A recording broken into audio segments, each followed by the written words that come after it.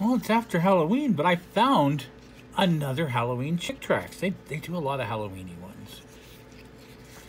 We got the little princess. She looks kind of gothy there. Let's find out.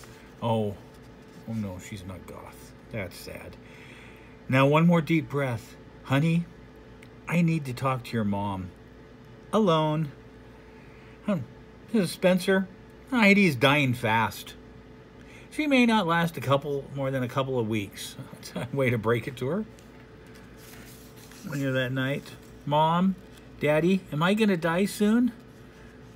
We're so sorry, little princess. But you are. Well, then there's one thing I really want to do before I die.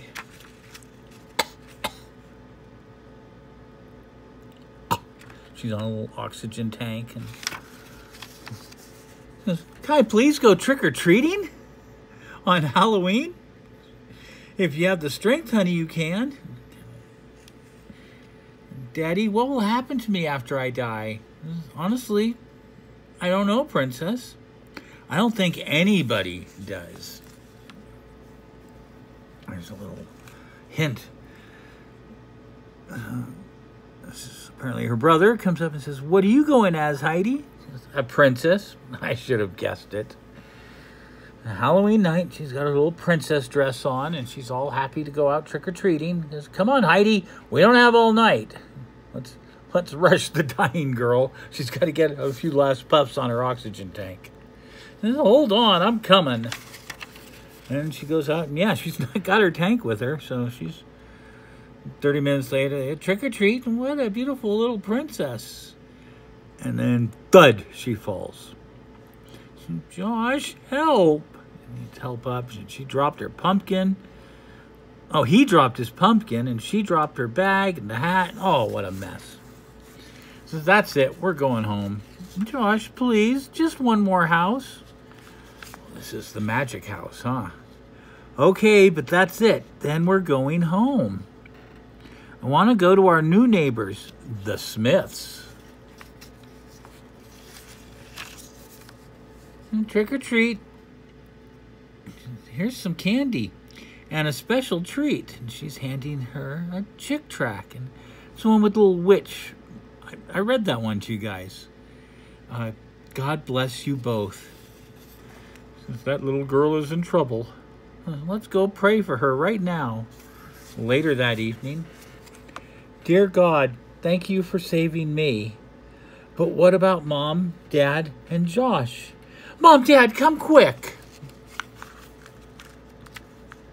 I have to come running to the kid. And I got to talk to the Smiths right now. They gave me this little book. I know they'll come, Daddy. I must see them tonight before it's too late. It's okay, Princess. Anything for you. That's how the dad sounds. Excuse me, I'm George Spencer from across the street. Our daughter read your book and would like to see you right away. She's dying! Oh, let's go, honey. I mean, at least here we've got, well, a girl has been to the hospital, been to doctors. They're doing what they can. And now she's dying and she just happened to run across the chick tract. It's not like the others where she deserved, she didn't deserve it. It's just she's sick. She's a kid that's sick. And this is not a doom and gloom story. This is okay. I did it. I prayed the prayer in the book you gave me. I asked Jesus to be my savior. Now I have peace in my heart and I'm not afraid to die. She's on a lot of medicine. That's great, Heidi. We're so happy for you. Thank you so much for caring about me. You see, I only have a few days left to live. So if you hadn't given me that little book, I may have ended up in hell. But now I'm going to heaven and everything's perfect except for one thing. My mom and dad and Josh don't know about any of this. Would you please share it with them? And so we pretty much know where this is going. There's not a lot more to it. They tell them about God, and they all get to go to God, and they tell the story. Oh, just the one thing that I have a trouble with here. Mr. Spencer, I'm sure the thought of your daughter dying breaks your heart, right? Of course, you idiot. Well, God was even more heartbroken when he sent his son from heaven to die on earth. He was heartbroken, huh? Now, my understanding is God is Jesus, and he knew that his son had to go to earth to die and then come back to heaven. Why would that heartbreak him? Basically, he said, you're me. You're going to be mortal for 32 or 33 years, and then you'll be back, and things will be as they were. So it's just, things have been like this way for millennial. It's going to be like this for millennial, but take 33 years out being human, and it will mess with me, you, us a little bit. Oh, that breaks my heart. No, it's just, it's what he did, whether he didn't do it. It didn't happen, but whatever. It's the story, but I could never believe that it was a huge sacrifice. And that's just one of the stories that when it would hit me that this was, when they would try and convince you that this was real, and you say, this is how much he loved us, he did this. It's like, so he lived kind of as one of us for a few years.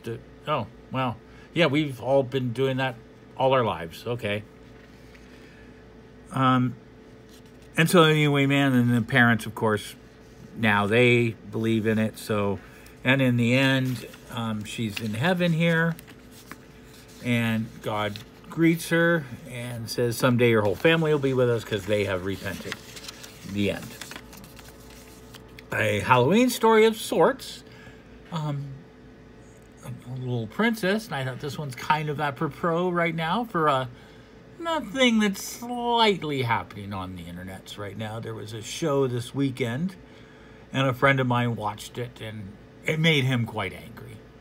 I have a take on what was happening that's quite different from his.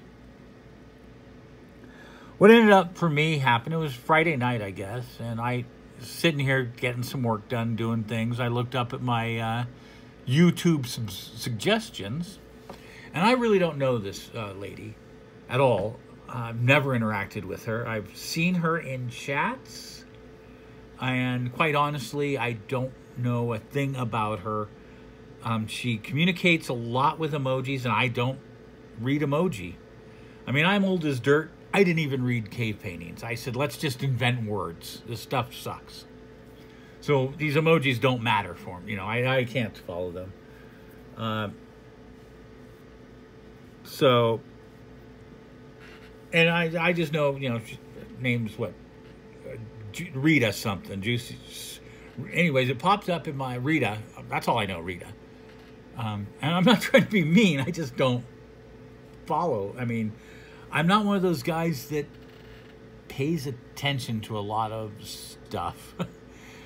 And I've always, I always kind of feel the outsider. No big deal. I always have been. I always will be, because I don't pay attention to a lot of extra stuff. I mean, I remember going to a new school in second grade, and I had no idea what anything meant. Someone said, duh, and I asked them, what's that mean? And they couldn't explain it, but you should know what that means. I mean, I just didn't know these words. They were their words. They didn't say those words at my school, and then I felt outsider because that was me. I'm kind of a seclusionist. And, so I'll always, if I see stuff I don't understand right away, I tune it out. So that's what I mean when I say I have nothing to do, with talking stuff, with forums and chat boxes and all that. Not in every aspect of life, but do I tune it out if I don't slightly understand it?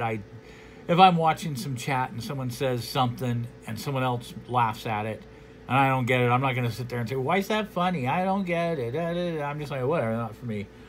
And I tune out that aspect. Anyhow, that's why she had been in a prayer. But it pops up that there was a live chat going on with her and this other guy. And I watched maybe 5 to 10 minutes of it very early on in it, before my friend Jason even came in. I didn't even know he was there until the next day when he made a video about being very angry about it. But I watched a few minutes, and he was talking, and acting as if he was one of these types of Christian fundamentalists, that Catholics are not Christians and Mormons are not, and nothing else is Christian, and Christian is the only proper thing, and he had that attitude. But he was also, 24-year-old kid, and everything he was saying, after he'd make jokes, he would smirk. After he'd make a comment like, "Shut up, Rita," and he'd smirk, and she would laugh, So it was, you could tell it was their dynamic. A little strange dynamic when you find out that they had dated, and he's now 24. But whatever, she liked cradle robbing, that's cool. Or not. Maybe they didn't date. They made it sound like they did. I don't know. I don't know how old she is. Maybe she's 25. I have no ideas. I don't know. I just got the impression that she's a little older. I could be totally wrong. I don't know anything. So, anyways, I didn't even pay much attention. I turned it off. I said, there's too many inside jokes again. Like I said, I didn't know about her. She's laughing at his jokes. I don't get his jokes. The chat is talking about stuff that happened in the past. I didn't know what it was. And rather than try and figure it all out, I bailed. That's what I do. And so I hear Jason saying how this guy was just horrible and was just so mean to her. Then I rewatched it myself to see what this guy was like. He's a troll. He was just trolling everybody. Unfortunately, Jason got trolled pretty hard. As far as I could tell, it was really just... He probably believes this stuff. I watched his channel, one video, and he's a conspiracy nut. He's probably a Christian fundamentalist, to some degrees at least. And he's a kid. He's 24. I mean, when I was 24, I was still trying to figure out how to mess with people. I mean, I was fun then. I was a punk. I mean, literally, like Dead Kennedys type punk. Anti-Reagan and all that, stuff on my back. Just because I thought it was the thing to do. So a lot of it is just for him the thing to do, I'm sure. But no, it was a lot of trolly play that was weird. But I don't think it was as mean as it came off. Personally, I'm not going to go back and find out much more because, again, like I said, I get into this. I don't know what's going on. And I do that with forums. I do that with a lot of stuff. That's just me. So, anyways, that's a little princess and a little my take on a little current internet scuffle. All right, thanks, folks. Go read a comic.